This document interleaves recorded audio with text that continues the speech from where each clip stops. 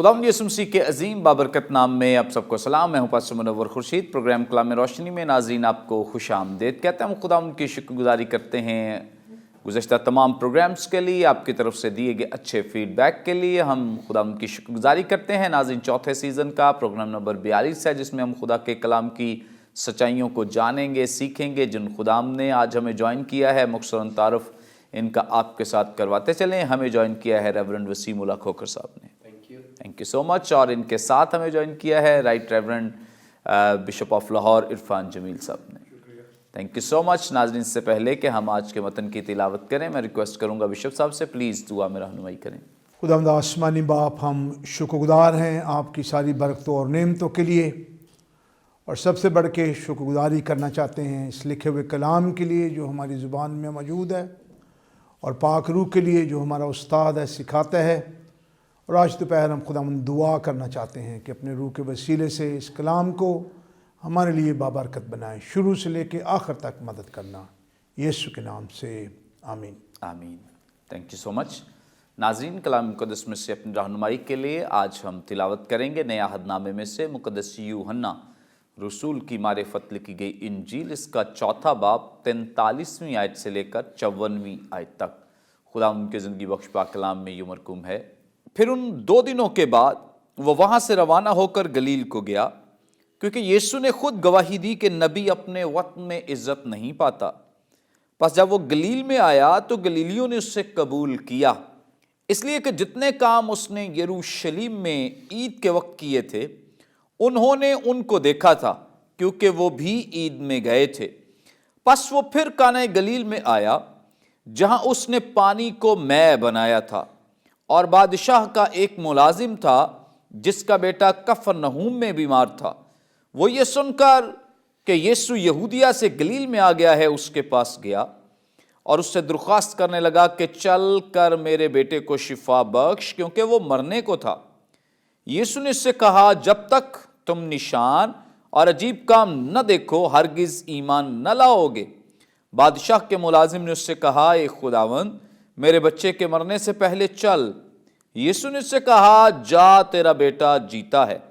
उस शख्स ने उस बात का यकीन किया जो यीशु ने उससे कही और चला गया। वो रास्ते ही में था कि उसके नौकर उससे मिले और कहने लगे कि तेरा बेटा जीता है। उसने उनसे पूछा कि उसे किस वक्त से आराम होने लगा था। उन्होंने कहा कि कल 7वें घंटे में उसकी तप उतर गई। बस बाप जान गया कि वही वक्त था जब यीशु ने उससे कहा था तेरा बेटा जीता है, और वो खुद और उसका सारा घराना ईमान लाया। ये दूसरा मौजज़ा है जो यीशु ने यहूदिया से गलील में आकर दिखाया। कलाम मुक़द्दस के पढ़े सुने जाने पे खुदा उनकी बरकत हो, आमीन। नाज़रीन, कलाम मुक़द्दस का ये हिस्सा जो भी हमारे सामने तिलावत किया गया है, इससे पहले चूँकि सामरी औरत के ताल्लुक से हम सीख रहे थे गुज़श्ता चंद एपिसोड्स में, अब चौथे बाब में एक नया मिरेकल, एक बहुत बड़ा मौजज़ा जो खुदावंद यीशु मसीह ने किया है, और इसके साथ और बहुत सारी दीगर बातें जिनका जिक्र हम इस चैप्टर में पढ़ते हैं, हम इनके ताल्लुक से सीखेंगे, जानेंगे। जिन खुदाम ने आज हमें ज्वाइन किया है, यकीनन खुदावंद ने इनको बहुत ब्लेस किया है, बड़ी बरकत दे रखी है और अपने कलाम का फ़हम अता कर रखा है। और जब हम इनसे सवाल करेंगे या तफसीर के ताल्लुक से पूछेंगे तो यकीनन आप सब इनके वसीले से भी बड़ी बरकत पाएंगे, क्योंकि हम तो अपने तौर से कुछ नहीं कर सकते। ये रूहुल कुद्स है जो हमारा बेहतरीन उस्ताद है, हमारी रहनुमाई करता है और दूसरों के लिए बाबरकत बनता है। गुफ्तगू का आगाज़ आज हम रेवरेंड वसीम उल्लाह खोखर साहब से करेंगे। सर, आप हमारी रहनुमाई फरमाएँ। यहाँ पर खुदावंद यीशु मसीह की खिदमत का तज़किरा गलील के साथ किया गया है, और बताइए कि खुदावंद यीशु मसीह ने कितनी देर गलील में खिदमत की है, क्योंकि मुक़द्दस मत्ती तो ये भी कहना शुरू हो गए कि वो उसका अपना शहर है या अपना घर है उसका, मतलब उस नाम से पहचाने जाने लगे गलीली। और यहाँ पर मौजज़ात के ताल्लुक से भी, क्योंकि बड़े बड़े मिरेकल्स ज़्यादातर यहीं पे हुए हैं, इनका भी तज़किरा कर दीजिए। और इसके बाद जो अहम बात है यहाँ की, वो इनका रद्द अमल, कि सारे काम के बाद खिदमत, इफ़ेक्टिव खिदमत, मिरेकल्स के बाद लोगों का क्या रद्द अमल है, جس سے ہمارے جو ناظرین ہیں وہ بھی بہت کچھ سیکھ سکتے ہیں، آپ پلیز اس تعلق سے ہماری رہنمائی فرمائیں۔ شکریہ بھائی صاحب، اس میں کوئی شک نہیں ہے کہ خداوند یسوع مسیح کو ایک جگہ پہ جب ان کا ٹرائل ہو رہا تھا تو ان کو گلیلی کے نام سے پکارا گیا تھا۔ ویسے ان کو ناصری کے نام سے ان کو جو ٹائٹل دیا جاتا ہے وہ یسوع ناصری کے طور پر بھی جانے جاتے ہیں۔ اس سے پہلے کہ ہم یسوع مسیح کی جو گلیلی خدمت ہے اور معجزات اور ان کی خدمت سے متعلق جو رد عمل ہے اس کو دیکھیں، ہم ایک جو جنرل کانٹیکسٹ ہے یوحنا رسول کا، اس کو ذہن میں رکھنا ضروری ہے، کیونکہ اس کو ذہن میں رکھتے ہوئے پھر ہم آسانی سے کسی بھی چیز کو انڈرسٹینڈ کر سکتے ہیں۔ مقدس یوحنا رسول جو ہے یہ ڈیفرنٹ رائٹر ہے، جو دیگر جو سناپٹکس ہیں ہمارے اناجیل متوافقہ ہیں، جو مقدس متی رسول نے لکھی ہے، مرکس نے لکھی ہے اور مقدس لوکا نے لکھی ہے، ان سے وہ ڈیفرنٹ ہے، کیونکہ جب متی رسول لکھتے ہیں تو ان کا فوکس شاید اس بات پہ ہے، وہ یہودیوں کو بتانا چاہتے ہیں کہ یسوع مسیح ایک رائل فیملی سے ہے اور وہ بادشاہ ہے۔ مقدس مرکز کو ہم دیکھتے ہیں تو وہ بطور ایک سرونٹ کے طور پر اس کو پیش کیا جا رہا ہے کہ وہ خدمت کے لیے یہاں پر آیا ہے۔ مقدس لوکا جو ہے وہ اس کو ابن آدم ثابت کرنے کی کوشش کر رہے ہیں، اور مقدس یوحنا رسول جو ہے ان کے ذہن میں خداوند یسوع مسیح کو بطور ابن خدا ثابت کرنا ہے، اور ان کا فوکس زیادہ تھیولوجیکل ہے۔ اس لیے ان کے رائٹنگز میں، ان کی انجیل میں خداوند یسوع مسیح کو بطور ایک الہی شخصیت اور ان کے جو معجزات ہیں، خدمات ہیں، اس کو انہوں نے زیادہ فوکس کیا ہوا ہے کہ اس کو ابن خدا یا اس کو ایک الہی شخصیت کے طور پر پیش کیا جائے۔ اب مقدس یوحنا کے اگر آغاز میں دیکھیں تو پہلے باب کی 19ویں آیت سے ہمیں پتہ چلتا ہے کہ وہ یہودیہ میں، یروشلم میں ہے، وہاں سے پتہ چلتا ہے، اور وہ 42 ورس یعنی پہلے باب کی 42ویں آیت تک جو ہے یہ وہاں یروشلم میں ان کی خدمت چل رہی ہے۔ پھر اگر پہلے باب کی 43ویں آیت سے دیکھیں اور دوسرے باب کی 11ویں آیت تک، وہاں پر وہ گلیل میں خدمت کرتے ہوئے نظر آ رہے ہیں، یعنی گلیلی خدمت ان کی نظر آ رہی ہے۔ پھر دوسرے باب کی اگر 13ویں آیت سے تیسرے باب کی 36ویں آیت دیکھیں، پھر وہ یہودیہ میں وہ نظر جہاں پر ہیکل کی صفائی کا ذکر آیا ہے، یہودیہ میں ان کا خدمت جو ہے ہمارا سلسلہ نظر آ رہا ہے۔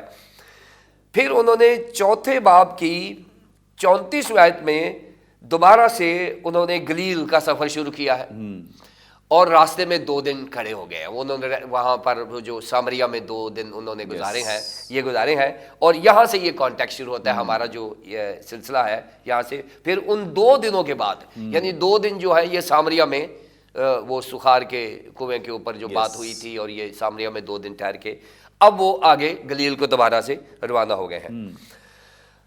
اب 2 دن کے بعد 4 باب کی 43ویں آیت میں ورس 43 میں یہاں سے ان کا سفر روانہ ہوا ہے۔ اب یہاں سے ناظرین ہمیں دیکھنا ہوگا کہ جب تک ہمیں اس کی جیوگرافیکل انڈرسٹینڈنگ نہیں ہوتی، ہمیں تھوڑی مشکل ہوتی ہے کہ کیا یہ قریب قریب ہی تھے، کیا یہ صبح شام یہ جا سکتے تھے، یہ جو جغرافیہ ہے۔ ناظرین اگر فلسطین کا نقشہ اس وقت کا آپ دیکھیں گے جب یسوع مسیح اس زمین پر خدمت کر رہے تھے، تو یہ جو یہودیہ کا علاقہ ہے یہ بالکل جنوب میں ہے، یہ فلسطین کا نقشہ شمالن جنوبن ہے، یہ شرقن غربن نہیں ہے، یہ اس طرح سے اوپر سے نیچے آتا ہے۔ اور جنوب میں یہودیہ کا صوبہ ہے جس میں یروشلم ہے اور دیگر سارے جو گاؤں ہیں، خاص طور پر بیتنیہ میں ڈیرے لگایا کرتے تھے خدا یسوع مسیح جو یروشلم کے قریب تھا۔ اور پھر جب وہ اوپر شمال کی طرف جاتے تھے تو یہودیہ سے گلیل میں جانے کے لیے کم از کم اگر آپ سیدھے جاتے ہیں کوئی 3 دن کا سفر تھا، 3-4 دن کا سفر تھا، کیونکہ تقریباً 120 میل کا یہ فاصلہ ہے جو یہودیہ سے آپ شمال میں گلیل میں جا رہے ہیں۔ لیکن کیونکہ یہودی سامریہ سے نہیں گزرتے تھے، پھر یہ جو جنوبی دریائے یردن ہے اس کو کراس کر کے مشرق کی طرف جاتے، پھر اوپر سے یردن سے پھر مغرب کا جو ہے وہاں سے شمال کے جو مغرب جو ہے وہاں جا کے کاٹتے، تو یہ سفر تقریباً 7 دن کا ہو جاتا تھا۔ تو یہ خود بخود انہوں نے اپنے اوپر یہ مسلط کر رکھا تھا کہ یہ ہم نے ادھر نہیں جانا. سو یہاں پر جو 2 دن ہے یسوع مسیح نے یہ جان بوجھ کر یہ راستہ اختیار کیا ہے کہ یہ وہ سامریا میں گئے اور پھر آگے وہ گلیل کو چلے گئے ہیں. اب گلیل میں جو خدا میں یسوع مسیح کے جو ڈیرے ہیں وہ اصل کفرنہوم میں لگے ہیں. اصل جو ان کا جو ڈیرا ہے جہاں پر وہ منسٹری انہوں نے بنایا ہوا ہے کفرنہوم میں، لیکن ان کو ناصرت میں کہا گیا. اور جیسے ہم نے پڑھا بھی ہے کہ نبی اپنے وطن میں وہ نہیں، پہلے یروشلم میں وہ ریجیکٹ ہوئے، پھر ناصرت میں ریجیکٹ ہوئے. اور گلیل جو ہے یہ ایک صوبے کا نام ہے جہاں پر کفرنہوم ہے، اور وہاں پر انہوں نے ڈیرے لگائے ہوئے ہیں. وہاں ان کا جو مشن سینٹر ہے وہ کفرنہوم میں ہے بیسیکلی. زیادہ تر یہی ہے کہ انہوں نے اپنی زیادہ تر زمینی خدمت انہوں نے گلیل میں ہی کی ہے. اگر آپ مجھے اجازت دیں تو ان کا تقریباً 3 سال کا عرصہ جو ہے وہ 3 ساڑھے 3 وہ زیادہ گلیل میں ہی گزرا ہے جو انہوں نے کیا ہے. یہاں سے ہی انہوں نے جو پہلے 4 شاگرد تھے وہاں سے ان کا شاگردوں کا انتخاب ہوا، بلکہ 12 شاگردوں کی جو لسٹنگ ہے وہ بھی وہاں پر گلیلی خدمت میں ان کی ہوئی ہے. سو گلیلی خدمت جو ہے وہ بڑی خوبصورت اور بڑی دیر پا ان کی خدمت ہے. یہاں تک ایک وقت آیا تھا کہ ٹرائل کے وقت میں جب پطرس کو چیک کیا جا رہا تھا تو متی کی انجیل کے 21 باب میں کہا گیا ہے کہ کیا تو بھی یسوع گلیلی کے ساتھ ہے. یعنی یسوع کے نام کے ساتھ گلیلی خدمت کی وجہ سے وہ اس کو جوڑ دیا گیا تھا. سو ناصرت میں لوگوں نے واقعی اس کو قبول نہیں کیا، ناصرت کے لوگوں نے اسے رد کیا، جس کی وجہ سے جرنلی یہ لکھا ہوا ہے کہ یروشلم سے جب وہ گلیل میں ہے تو انہوں نے قبول کیا. یہاں پر ایک جرنل سٹیٹمنٹ ہے کہ انہوں نے قبول کیا، لیکن وہ زیادہ تر ناصرت میں مقبول نہیں ہوئے. وہاں پر اپنے لوگوں نے اسے قبول نہیں کیا، اور مقدس یونا رسول یہ کہتا ہے کہ وہ اپنوں کے پاس ہے اور اس کے اپنوں نے اسے قبول نہیں کیا.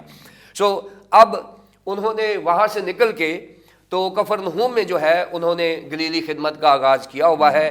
یہاں پر ہی انہوں نے وہ زبدی کے بیٹے جو ہے یعقوب اور یوحنا کا بھی انتخاب کیا تھا، اور معجزات بھی یہاں ہوئے ہیں. پہلا معجزہ بھی یہاں ہوا، کانا میں ہوا جو گلیل میں ہے، اور دوسرا معجزہ بھی جو آگے ذکر کریں گے یہ بھی اسی کا ہے. سو خداوند یسوع مسیح جو ہیں وہ زیادہ تر انہوں نے اپنی گلیلی خدمت کی ہے. یروشلم کے ساتھ، یہودیہ کے ساتھ ان کا آفیشیل سا رشتہ تھا. جب کوئی آفیشیٹ چیز کرنی ہوتی تھی، یعنی وہ جب ان کا وہ جو پریزنٹیشن تھی ان کی، جو ایک موسوی شریعت کے مطابق وہ جو قربانی دے طہارت کے جو دن تھے وہ کرنے کے لیے گئے تھے، یا متزوا جو رسم ہے 12 سال کا جب بچہ ہوتا تھا وہ، یعنی وہ جو رسوماتی چیزیں ہیں وہ یروشلم کے ساتھ جڑی ہوئی تھیں. لیکن خدمت خدا یسوع مسیح کی جو ہے وہ گلیل میں ہی رہی ہے، اور وہاں پر بھی اس کو 100% رزلٹ نہیں ملا، لیکن زیادہ تر ان کی خدمت گلیل ہی میں تھی. پریز گاڈ، تھینک یو سو مچ. اور خداوند یسوع مسیح کی خدمت گلیل میں کیوں رہی؟ اس کی وجہ یہ ہے کیونکہ یہاں پر جیسے یسعیاہ نبی نے بھی اس بات کا تذکرہ کیا ہے کہ یہ قوموں کا گلیل ہے. بہت ساری اقوام یہاں پر آباد تھی اور بہت سارے لوگ یہاں پر آباد تھے، اور خداوند یسوع مسیح کے لیے لوگوں کو ایکسیس کرنا، ان تک رسائی کرنا بڑا آسان تھا. تو ایک جگہ پر بہت ساری اقوام کو ریچ کر سکتے ہیں یا ان تک پہنچ سکتے ہیں. اگرچہ یہاں پر جتنے یہودی تھے ان لوگوں نے مسیح کو قبول نہیں کیا، وہ میریکلز بھی دیکھتے رہے، ٹیچنگز بھی سنتے رہے، یسوع مسیح کی تعلیمات کو بڑا اچھا بھی کہتے رہے، ہو ویل ڈن، بہت اچھا ہے، لیکن انہوں نے قبول نہیں کیا ہے. اب اسی کانٹیکسٹ میں آگے بڑھتے ہوئے ہم ایک اور سوال پر اور 44ویں آیت پر غور کریں گے. بشپ صاحب آپ ہماری رہنمائی فرمائیں، یہاں پر 44ویں آیت کا جو کانٹیکسٹ ہے اس تعلق سے آپ ہماری رہنمائی فرمائیں. یہاں پہ لکھا ہے کیونکہ یسوع نے خود گواہی دی کہ نبی اپنے وطن میں عزت نہیں پاتا. یہاں پر ضرور ناظرین کی رہنمائی کریں کہ صرف یہاں پہ کوئی علاقائی بات کی گئی ہے یا خداوند یسوع مسیح نے لوگوں کے تعلق سے اس قوم کے بارے میں بات کی ہے جس کے لیے مقدس یوحنا نے بھی بیان کیا کہ وہ اپنوں کے پاس آئے اور انہوں نے اسے قبول نہ کیا. ذرا اس آیت کی وضاحت فرما دے تاکہ ناظرین اس بات کو سمجھ سکیں. شکریہ.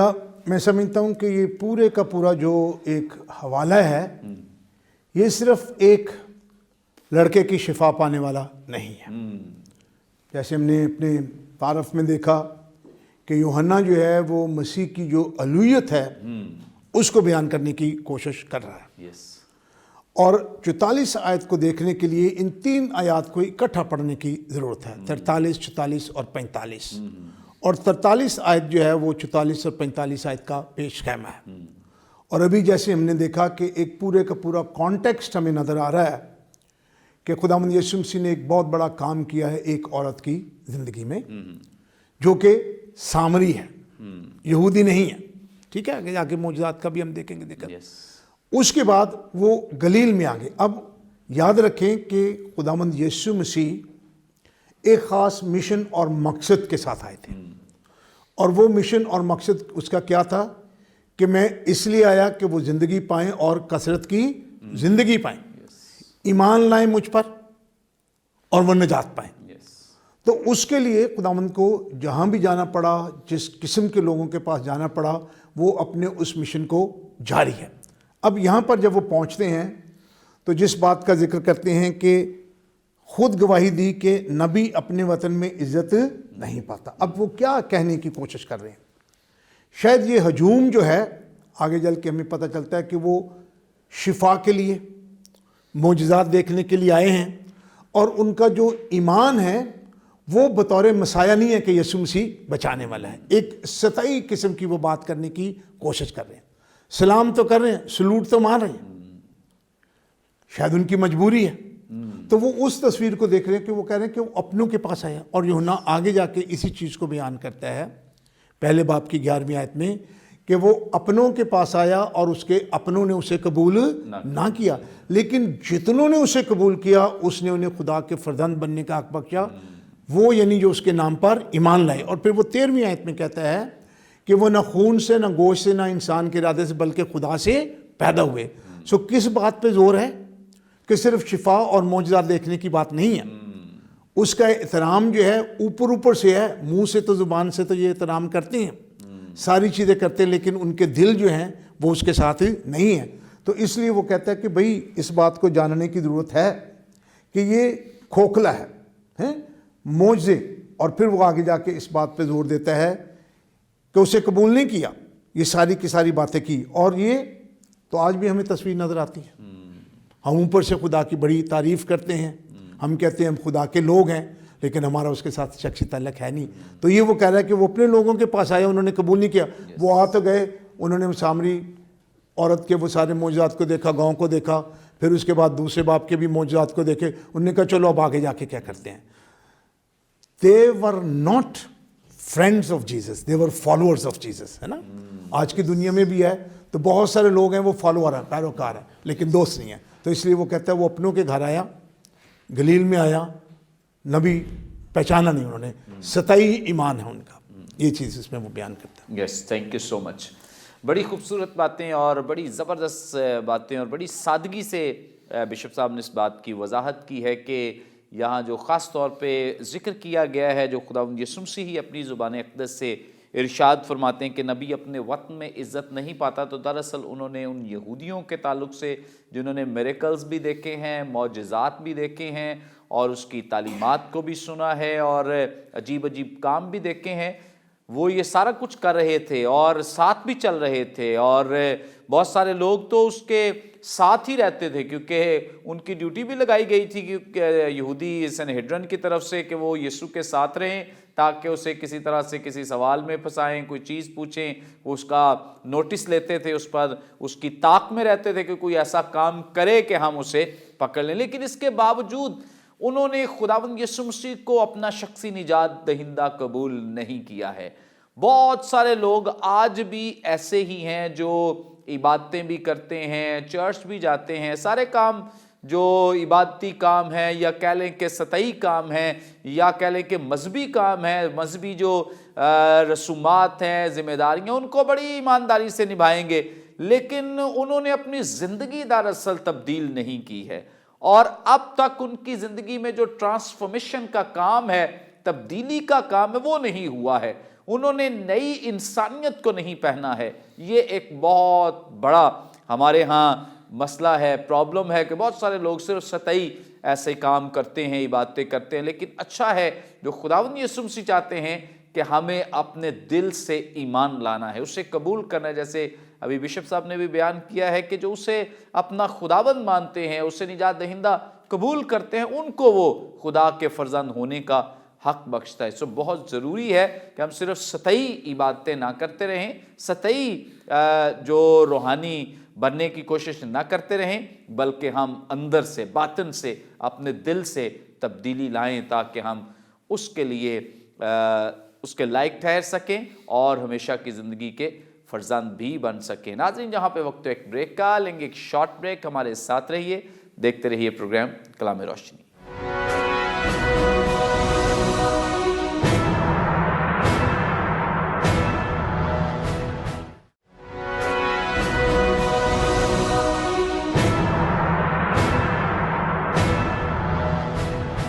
ویلکم بیک ناظرین، آپ دیکھ رہے ہیں پروگرام کلام روشنی. بریک پر جانے سے پہلے بڑی خوبصورت بابرکت باتیں جو آپ خداوند سے سن رہے تھے، ایک دفعہ پھر ہم گفتگو کا آغاز وسیم اللہ کھوکھر صاحب سے کریں گے. سر، آپ ہماری رہنمائی فرمائیں. یہاں پہ جیسے ہی خداوند یسوع مسیح گلیل کو گئے ہیں اور اس کے بعد کلام بیان کرتا ہے، اس بات کا تذکرہ بھی کیا گیا ہے کہ اس کے اپنوں نے تو قبول نہیں کیا، لیکن گلیلیوں نے، یعنی وہاں پہ چونکہ بہت سارے غیر قوم کے بھی لوگ تھے، انہوں نے قبول کیا ہے.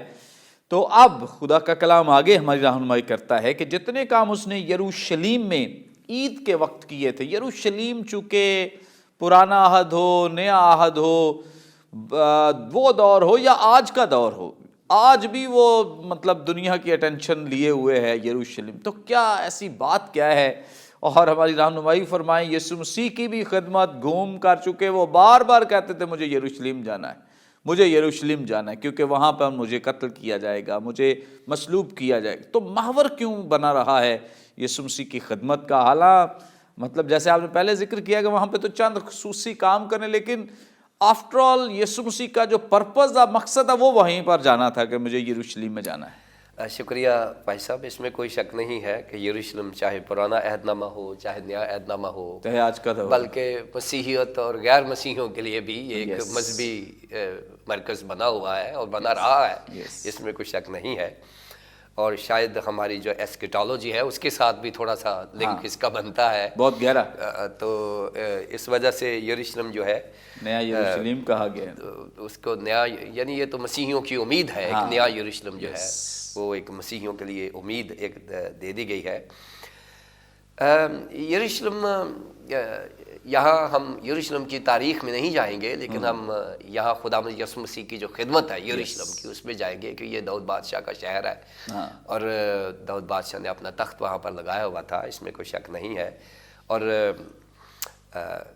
خداوند یسوع مسیح کی جب پیدائش ہونا تھی تو مقدس یوسف اور مقدسہ مریم جو یہ ناصرت میں تھے، اور ناصرت آپ کو پتہ ہے کہ یہ گلیل میں شمال کی طرف ہے، اور ایک ایسا انتظام ہوتا ہے کہ وہ اسم نویسی کا سلسلہ شروع ہوتا ہے.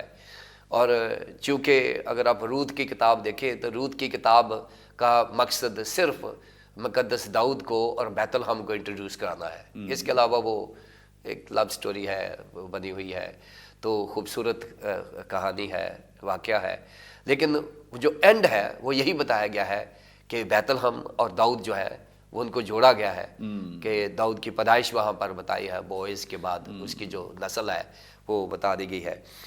سو یہاں پر ایک رشتہ قائم کر دیا گیا ہے مقدس داؤد میں اور بیت الحم میں، یعنی بیت الحم کو ایک نیٹیوٹی کا حق حاصل ہو گیا ہے خداوند یسوع مسیح کی صورت میں، کہ اب خداوند یسوع مسیح کو جب نام لکھوانے جانا ہے، یعنی مقدس یوسف نے جانا ہے، تو وہ بیت الحم میں گئے ہیں. گو کہ یہ میکا نبی کی معرفت یہ پیشین گوئی بھی تھی کہ وہ ایسا ہوگا. جو کچھ ہوتا رہا ہے خداوند یسوع مسیح کی زندگی میں، ان کی خدمت میں، انہوں نے جو بھی کیا ہے اس کو کہیں نہ کہیں پرانے عہد نامے میں بیان کیا گیا ہے، اس کی پیشین گوئی کی گئی ہے.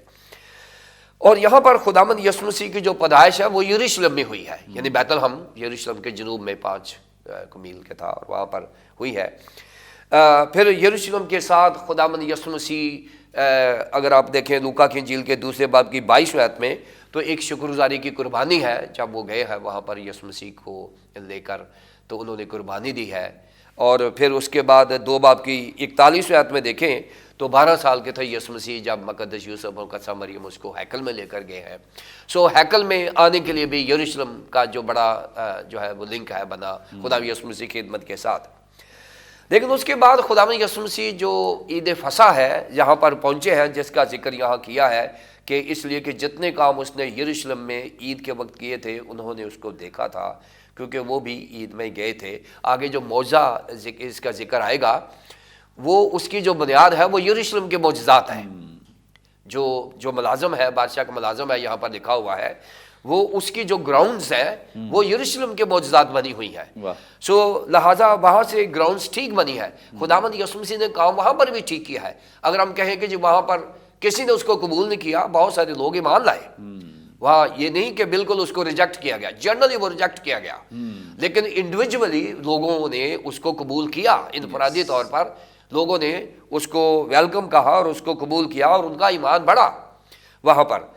اور اگر آپ دیکھیں کہ لوگ خداوند یسوع مسیح کو کیوں قبول نہیں کرتے تھے یروشلم کی خدمت میں، اس نے معجزات کیے وہاں پر. ایک اس وقت اور آج بھی ہے میرے خیال میں ایک ہیرسی ہے جس کو ہم کرسٹولوجیکل ہیرسی کہتے ہیں. ایک ٹرم ہے جس کو مسیحیت کے ساتھ اس کا تعلق ہے، یعنی بدعت ہے. وہ یہ ہے کہ خداوند یسوع مسیح کو ایسے نہ دیکھو جیسے وہ ہے، ایسے دیکھو جیسے آپ چاہتے ہیں. تو یہ ایک ہیرسی ہے جو اس وقت بڑا کام کر رہی تھی اور آج بھی بڑا کام کر رہی ہے. آج بھی ہم خداوند یسوع مسیح کو ویسے نہیں دیکھتے جیسے مقدس یوحنا اس کو پیش کر رہے ہیں، اس کی الوہیت کو نہیں دیکھتے. اور یہی وجہ ہے کہ خداوند یسوع مسیح کو لوگوں نے قبول کیوں نہیں کیا، اس لیے کہ لوگ چاہتے تھے یسوع مسیح وہ کام کرے جو وہ چاہتے ہیں، لیکن یسوع مسیح وہ کام کرنا چاہتا ہے جو وہ چاہتا ہے. تو لہٰذا اس طرح سے ہم خداوند یسوع مسیح کی ڈیٹی کا انکار کرتے ہیں، اس کی الوہیت کا انکار کرتے ہیں جب ہم خداوند یسوع مسیح کو اپنی مرضی سے دیکھنا چاہتے ہیں.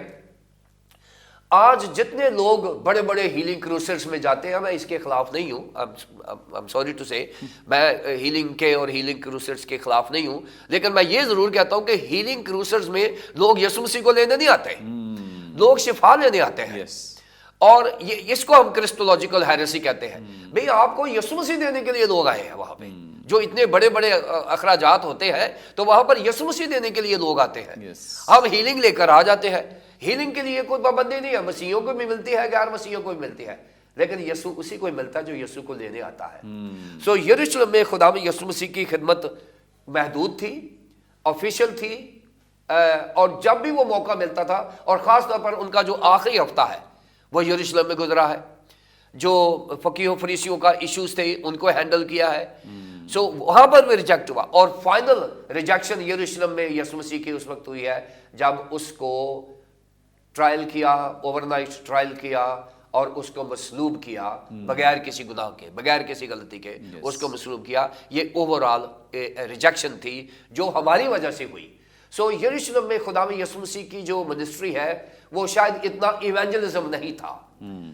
ایونجلزم اس نے اوپر شمال کی طرف کیا ہے، یہاں پر بھی کیا ہے، اس نے اپنی الوہیت کو یہاں بیان کیا ہے، لیکن یہاں پر زیادہ جو افیشیٹ کیا ہے چیزوں کو، کہ ان کو بتانا کہ میں ہی مسیح ہوں، ان کو چیزوں کو درست کرنا، چیزوں کو صحیح ڈگر پر لے کر آنا، یہ یروشلم میں خداوند یسوع مسیح کی خدمت ہے. اور لوگوں کا رد عمل یہاں پر بھی یہی ہے کہ وہ انہوں نے اس کو ریجیکٹ کر دیا ہے. تھینک یو سو مچ. بڑی زبردست باتیں جو خداوند کے خادم نے ہمارے ساتھ شیئر کی ہیں. یروشلم چونکہ مرکز رہا ہے، خداوند یسوع مسیح نے وہاں پر میریکلز کیے ہیں اور منادی کا کام بھی کیا ہے. بہت سارے لوگوں نے مسیح کو قبول بھی کیا ہے، لیکن زیادہ تر لوگوں نے اسے رد کیا ہے. اور خاص طور پہ یہ رد عمل جو ہے یہ یہودیوں کی طرف سے بڑا سٹرکٹ اور سخت قسم کا تھا کہ وہ مسیح کو قبول کرنے کے لیے تیار نہ تھے. آگے بڑھیں گے اور بشپ صاحب سے ہم ایک اور سوال کا جواب جانیں گے. بشپ صاحب آپ ہماری رہنمائی فرمائیں. یہاں پر لکھا ہے، ابھی ہم 45ویں آیت سیکھ رہے ہیں، اس لیے کہ جتنے کام اس نے یروشلم میں عید کے وقت کیے تھے. اب جب ہم عید کا لفظ دیکھتے ہیں تو ہماری فوراً نگاہ جو ہے یا ذہن جو ہے یہ پرانے عہد نامے کی طرف چلا جاتا ہے. اور پھر کئی لوگ سوال کرتے ہیں کہ عیدیں کتنی تھیں اور کس طرح سے یہ سلسلہ تھا. آپ ہماری رہنمائی فرمائی ان عیدوں کے تعلق سے کہ عیدیں تھیں کتنی، اور اس عید کے لیے بھی اسپیسیفک ہماری رہنمائی فرمائیں کہ یہاں جس عید کا ذکر کیا گیا ہے یہ کون سی عید ہے؟ بہت شکریہ، یہ سوال بڑا اچھا ہے۔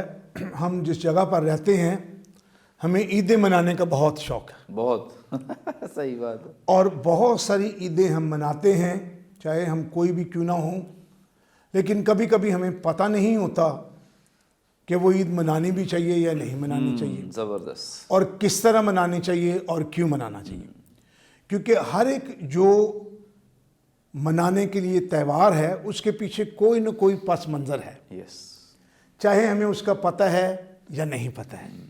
لیکن ایک میں عیدوں کی تفصیل بتانے سے پہلے آپ کو بتانا چاہتا ہوں کہ ایک خاتون تھی، شاید میں نے پہلے بھی بتایا، ان کے بیٹے کی شادی ہوئی اور ان کی بہو جب گھر آئی تو ان کی جو ساس تھی انہوں نے ایک کالی بلی ٹوکرے کے نیچے بند کر دی۔ اب وہ بہو جو تھی بڑی حیران ہوئی کہ یہ کیا ایسی بات ہو گئی، انہوں نے کالی بلی ٹوکرے کے نیچے بند کر دی۔ انہوں نے کہا اچھا، مجھے بھی اگر بیٹا ملا، میری بھی شادی ہوگی، میری بھی جب بہو آئے گی میں نے بھی یہی کام کرنا۔ ایسا ہی سلسلہ ہوا، بیٹا ہوا، شادی ہو گئی، اس نے بھی ٹوکری کے نیچے بلی بند کر دی۔ تو لوگوں نے اس سے پوچھا، ان کی ساس ابھی زندہ تھی، انہوں نے پوچھا بھی یہ تم نے کیا کیا؟ کہتی مجھے کچھ پتہ نہیں ہے، وہ میری ساس ہیں، جب میں آئی تھی انہوں نے اسی طرح سے کیا، ان سے پوچھے کیا؟ ان سے پوچھا، انہوں نے کہا ہونا کیا تھا، اتنے مہمان آئے تھے، یہ بلی تنگ بڑا کرتی تھی، میں نے ٹوکرے کے نیچے بند کر دیا۔ اب ہم بہت سارے کام کرتے ہیں بغیر جانے ہوئے ٹوکرے کے نیچے بند کرتے جاتے ہیں نا۔ اسی طرح عیدوں کی بات ہے، لیکن بنیادی طور پہ 7 بڑی بڑی عیدیں تھیں جو پرانے عہد نامے میں ہم دیکھتے ہیں بنی اسرائیل قوم مناتی تھی، اور ان عیدوں میں سے 3 بہت ضروری تھی۔ لیکن میں آپ کو بتاتا ہوں، پہلی عید جو تھی وہ عید فصح اس کو کہتے تھے، پاس اوور، اور یہ ساری عیدیں احبار کی کتاب میں ہمیں نظر آتی ہیں۔ اور اس عید کو وہ مناتے تھے اس لیے کہ خدا نے ان کو ملک مصر سے نکالا، اور خدا ان کو یاد دلانا چاہتا تھا کہ تم بھول نہ جانا کہ ملک مصر سے، اس غلامی سے کس نے رہائی دیا ہے؟ خدا نے رہائی دیا ہے۔ اور یہ جو عید ہوتی تھی یہ ایک دن کے لیے عید منائی جاتی تھی۔ دوسری عید تھی جس کو کہتے تھے انلیون بریڈ، عید فطیر، اور یہ 7 دن کے لیے منائی جاتی تھی۔ اور اس کا مطلب تھا کہ مصر سے ان کو نکالا گیا، خدا نے کہا بھی تم نے روٹی لینی ہے، جلدی جلدی کھانا ہے، اور تم نے وہاں سے نکل جانا ہے۔ عید فطیر کی وہ بات ہوتی تھی۔ تیسری عید جو تھی وہ تھی پہلے پھلوں کی عید، فرسٹ فروٹ، اور یہ ڈیوریشن اس کی 1 دن ہوتی تھی، اور اس کا مقصد کیا تھا کہ جو کچھ تمہیں ملتا ہے، یہ جو پھل تم خداوند کے سامنے لے کے آتے ہو، اس بات کو یاد دلاتے ہیں کہ یہ ساری چیزیں خدا تمہیں مہیا کرتا ہے۔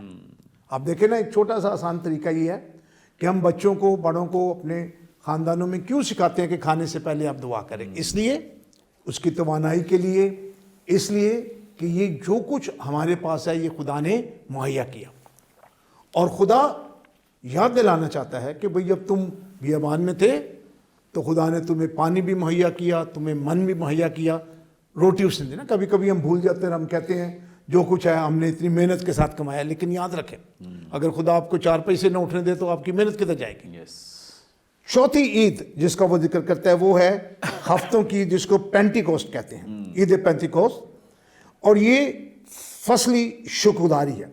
اور وہ ذکر کرتا ہے کہ جب تم ہل چلاؤ 7 ہفتوں کے بعد 50ویں دن پینٹیکوسٹ آ کے، اور پھر جب ہم اس کو عید پینٹیکوسٹ کے ساتھ ملاتے ہیں، مسیح جی اٹھنے والوں میں سے پہلا پھل ہے جس کے تعلق سے ہم بات کرتے ہیں، تو جو فصل ہے نا اس کے لیے بھی شکر گزاری کرنی چاہیے، ہے نا۔ لوگوں کی فصلیں چوری نہیں کرنی چاہیے، شکر گزاری کرنی چاہیے۔ خدا نے اس عید کو مقرر کیا۔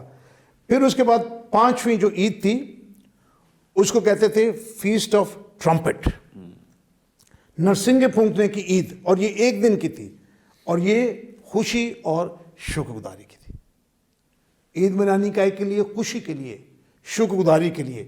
اور یاد رکھیں کہ جب ہم شکر گزاری کے تعلق سے دیکھتے ہیں، شکر اور گزاری، تھینکس گیونگ، یہ 2 چیزیں ساتھ چلتی تھیں۔ اور زیادہ تعلق جو ہے وہ خدا اور انسان کے تعلق سے اس کی تصویر نظر آتی ہے. اور شکر گزاری کا مطلب ہے احسان مند ہونا. ہم خدا کے احسان مند ہیں, اس نے جو کچھ ہمارے لیے کیا. تو یہ بھی وہ عید ایک مناتے تھے. پھر چھٹی عید جو تھی وہ تھی ڈے آف اٹونمنٹ, کفارے کا دن. یہ بھی ایک دن کی عید تھی. یہ گناہ سے رہائی کے تعلق سے تھی. اور میں کہتا ہوں کہ اس کا عملی مظاہرہ عید کا ہم کیسے کر سکتے ہیں. شاید ہم جن لوگوں کو خدا نے مخلصی دی ہے ان کو یاد رکھنے کی ضرورت ہے کہ فلاں دن میں نے خداوند کے حضور میں اپنے گناہوں سے توبہ کی, خدا نے مجھے دھو کے پاک اور صاف کیا. یہ میرے مخلصی رہائی کا دن ہے. مجھے یاد ہے اپریل 1968 کی بات ہے نا. تو وہ ایک دن ہے کہ کفارہ خدا نے دیا, کہ عظیم کفارہ تو خداوند کا ہے, باقی تو سارے چلتے تھے. اور ساتویں کیا تھی, عید تھی. یہ فیسٹ آف ٹیبرنیکل تھی, عید قیام 7 دن. اور یہ کیا تھی کہ خدا نے بیابان کے سارے تجربے میں تمہاری حفاظت کی, دن کو بھی اور رات کو بھی. یہ سیلیبریٹ کرنے کی ضرورت. اب ہماری مخلصی کی ہمارا مسئلہ کیا ہے, ہم جب کوئی سفر کرتا ہے تو ہم یشوع پہلا باب پڑھ دیتے ہیں, آنے جانے میں تیرے ساتھ ہو. 121 زبور پڑھ دیا, وہ تیری آمد و رفت میں تیرے ساتھ ہوگا. ان دعاتوں کے علاوہ ہم ادھر ادھر کہیں جاتے نہیں ہیں. تو یہ خداوند کا ہر وقت شکر گزاری کرنے کی ضرورت ہے کہ وہ ہمارے ساتھ, جب اس نے کہہ دیا وہ ایمانویل ہے تو وہ کدھر ہے, خداوند ہمارے ساتھ ہے. یہ 7 عیدیں تھیں جس کا, لیکن جو 3 عیدیں تھیں, ایک عید فصح, عید پینتیکوس اور عید قیام, یہ ان کے لیے کمپلسری تھی کہ ان 3 عیدوں کو انہوں نے سال میں ضرور منانا ہے. اور 20-25 میل کے فاصلے پہ جو لوگ یروشلم میں تھے عید فصح کے لیے آتے تھے اور وہ یاد دلاتے تھے. اور یہ بہت ضروری ہے کہ ہم خداوند کی شکر گزاری کریں کہ اس نے مخلصی سے نکالا. اور نئے عہد نامے میں جب آپ چلے جاتے ہیں, عید فصح کی تصویر کہاں نظر آتی ہے آپ کو؟ پاک شاہ میں نظر آتی ہے. وہاں بکرے کا گوشت, مسیح کا بدن, اس کا یسوع کا. اور وہ کہتا ہے جب اسے کھاؤ, جب اسے پیو, میری یادگاری میں ایسا ہی کیا کرو. اس کا یہ مطلب نہیں ہے کہ ہم یاد کریں 2000, but that should become your living experience. جب آپ اس میں شریک ہوتے ہیں تو وہ کہتا ہے تو بھول نہ جانا, خدا نے تجھے وہاں سے نکالا. اور پھر فصلی شکر گزاری. اب کوئی بھی کہہ سکتا ہے, ہم کبھی کبھی مذاق بھی کرتے ہیں, بات بھی کرتے ہیں, وہ کہتے ہیں کہ کچھ کھانے کو ملتا نہیں, اتنی چیزیں مہنگی, اس کے لیے کیا خدا کا شکر کریں, اس لیے شکر گزاری کریں کہ آٹا مہنگا ہو گیا. یعنی وہ کہتا ہے نہیں, شکر گزاری کرنے کی ضرورت ہے. اگر مہنگا بھی نہ خرید سکتے پھر کی کر دے تسی. اور پھر تیسری بات وہ کرتا ہے عید قیام کے لیے خدا ہماری حفاظت کرتا ہے. سو یہ عیدیں, اور یہاں پر جس عید کا ذکر کرتا ہے فصح کی عید ہے, کیونکہ لوگ آئے تھے دیکھنے کے لیے, اور اس کے اندر قربانی بھی دی جاتی تھی, اس کے اندر سارا کام بھی کیا جاتا تھا, یاد بھی کیا جاتا تھا. اور وہاں پر جیسے پاس صاحب نے کہا کہ معجزات ہیں, انہوں نے دیکھا, اس کے کانٹیکسٹ میں انہوں نے, آگے جا کے ہم دیکھیں گے کہ ان معجزوں کا وہ ذکر کرتا ہے. تو یہ عیدیں ہیں. تو میں سوچتا ہوں کہ ہمیں اپنے آپ کو یاد کرنے کی ضرورت ہے. خداوند نے یہ سارے کام, یہ ایک کمپلیٹ آپ کو پیکج ملتا ہے. اگر آپ وہاں سے شروع کریں, مصر سے رہائی ہے, مصر سے نکالا ہے, خداوند کس طرح آپ کی مدد کرتا ہے, جو فصلیں خداوند دیتا ہے, یہ سب کچھ ہے. تو پھر خوشی اور جوش کی ضرورت ہے. اور پھر خداوند کا شکر کریں کہ نہ صرف وہ مصر کی جسمانی غلامی سے, گناہوں کی قربانی سے بھی وہ ہمیں شفا بخشتا ہے, اس لیے اس کا شکر کرنے کی ضرورت ہے کہ وہ ہماری حفاظت بھی کرتا ہے. پریز گاڈ, تھینک یو سو مچ. بڑی زبردست ڈیٹیل اور تفصیل, اور بہت سارے لوگوں کا یہ سوال تھا, اور میں سمجھتا ہوں کہ آج ان تمام لوگوں کو اپنے سوال کا جواب بھی مل گیا ہے. عیدیں کتنی ہیں, کیسے منائی جاتی تھی, اور مختصراً بشپ صاحب نے جو بیک گراؤنڈ بھی ہر ایک عید کا بتا دیا ہے, پس منظر بھی بتا دیا ہے. یہ بڑی خوبصورت بات ہے تاکہ ہمیں پتہ چلے کہ عید کا پس منظر کیا تھا, اور کس طرح سے ان کو سیلیبریٹ کیا جاتا تھا, اور کس طرح سے انہیں منایا جاتا تھا. ایک اور بڑی زبردست بات جو بشپ صاحب نے کی ہے کہ ہمارے ہاں بہت سارے لوگوں کو عیدیں منانے کا بڑا شوق ہے. بشپ صاحب نہ صرف عیدیں منانے کا بلکہ اور بھی بہت سارے جو ہمارے معاشرے میں جو ہمارے قریب ترین ساتھی کرتے ہیں, وہ سب کچھ ہی کرنے کا ہمارے لوگوں کو بہت شوق ہے. کئی پوچھتے رہتے ہیں وہ جی جانور کو ذبح کرتے وقت کیا پڑھیں, وہ جی جنازہ اٹھاتے وقت کیا پڑھیں, مطلب جو وہ کرتے ہیں ہمیں بھی وہ کرنے کی ضرورت ہے. مطلب اپنی کوئی آئیڈینٹیفیکیشن, کوئی پہچان نہیں, کوئی شناخت نہیں, صرف ہمیں وہ کرنا ہے, یا وہ سب کچھ ہم کرنا چاہتے ہیں جو ہمارے پڑوسی کرتے ہیں. لیکن اس کے ساتھ میں یہ بھی کہنا چاہتا ہوں کہ ہم اپنے آپ کو جسٹیفائی کیسے کہتے ہم ایمان کی تو بات ہی نہیں کرتے, کھانے پینے کی گل تھی شغل لان چلے گئے, ہے نا. ہماری ساری سوچ جو ہے وہ کھانے پینے پہ. ان عیدوں کے ساتھ ضیافت بھی ہوتی تھی, لیکن وہ مقدس مجمع کی بات کرتا ہے, خدا کی عبادت کی بات کرتا ہے, اس کی پہچان کی بات کرتا ہے. تو یہ ساری چیزیں اس کا ایک پیکیج ہے جس کے ساتھ ہمیں جاننے کی ضرورت ہے. پریز گاڈ, تھینک یو سو مچ. اور بڑا ضروری ہے اپنی جو آئیڈینٹیفیکیشن ہے, اپنی جو شناخت ہے, اس کو نہ بھولیں کہ ہم کیا ہیں. سب سے پہلے خداوند نے ہمیں رکھا ہے اور اس کے بعد یہ سب آئے ہیں اور ہم ان کو فالو کرنا شروع ہو گئے, بجائے اس کے کہ ہم اپنی آئیڈینٹیفیکیشن کو اتنا منوا دیں کہ لوگ ہمیں فالو کریں. ہمارے لوگ اتنے کمپلیکس, اور یہ میں سب لوگوں کی بات نہیں کر رہا, چند وہ لوگ جو سوال کرتے رہتے ہیں کہ جی وہ ایسے کرتے ہیں, وہ ہمیں بھی کیسے کرنا ہے, میں ان لوگوں کی بات کر رہا ہوں. سو اس لیے ہمارے کئی ایسے لوگ ہیں جو اس کمپلیکس میں احساس کمتری میں چلے گئے ہیں کہ ان کو لگتا ہے کہ نہیں وہ ٹھیک کر رہے ہیں, ہمیں ان کی طرح کرنے کی ضرورت ہے. بھئی وہ ٹھیک نہیں کر رہے. یاد رکھیں کہ ہم بائبل کو فالو کرتے ہیں اور ہمارے پاس ایک پیٹرن ہے, بہترین طریقہ ہمارے پاس ہے. سو اپنی شناخت, اپنی آئیڈینٹیفیکیشن کو نہ بھولیں. جو پہچان خداوند نے ہمیں دی ہے مسیح کے وسیلے سے, اس کو نہ بھولیں. اور یہ دنیاوی چیزیں بھائی نہ بھی پڑھیں, کچھ پڑھ بھی دیں, کوئی فرق نہیں پڑتا. اگر زندگی تبدیل نہ ہوئی تو اس سے فرق پڑے گا, اس سے ضرور آپ متاثر ہوں گے. پڑھنے نہ پڑھنے سے متاثر نہیں ہوں گے کہ فلاں چیز کو میں نے ذبح کرنا تھا تو کیا پڑھ دیا, جنازہ اٹھاتے وقت فلاں پڑھا تھا نہیں پڑھا ہے. ان چیزوں سے کوئی فرق نہیں پڑے گا. فرق پڑے گا اگر آپ کی زندگی تبدیل نہ ہوئی اور اگر آپ نے مسیح کے کلام کو قبول نہ کیا اور کلام کے مطابق زندگی نہ گزاری. جس چیز سے فرق پڑ سکتا ہے یا فرق پڑتا ہے اس کو اپنی زندگی میں لیں. ان چیزوں کو اپنے اوپر طاری نہ کریں, حاوی نہ ہونے دیں جن سے آپ کے مستقبل کو کوئی فرق نہیں پڑ سکتا ہے. خداوند آپ سب کو بڑی برکت دے. تھینک یو سو مچ پاد صاحب. تھینک یو بشپ صاحب. یقیناً ناظرین آج کے پروگرام کے وسیلے سے آپ نے بڑی برکت پائی ہے, بہت کچھ سیکھا ہے خداوند کے زبردست خدام کے وسیلے سے. اور ابھی بھی آپ کا کوئی سوال ہو, اسکرین پر دیے گئے نمبرز ڈائل کریں, اپنا سوال ہم تک پہنچا سکتے ہیں. کوئی دعائیہ درخواست تو دے سکتے ہیں, کوئی ٹیسٹیمنی ہو شیئر کر سکتے ہیں. ہمارے تمام پروگرامز آپ یوٹیوب پہ واچ کر سکتے ہیں. واچ کرنے کے لیے برکت ٹی وی آفیشیل کے نام سے ہمارا چینل ہے, ضرور اسے سبسکرائب کریں, دوسروں کے ساتھ شیئر کریں تاکہ زیادہ سے زیادہ لوگ خدا کے کلام کی سچائیوں کو جان سکیں, سیکھ سکیں. آئندہ ایک نئے پروگرام کے ساتھ دوبارہ آپ کی خدمت میں حاضر ہوں گے. تب تک کے لیے اجازت دیجیے, دیکھتے رہیے برکت T V. God bless you all.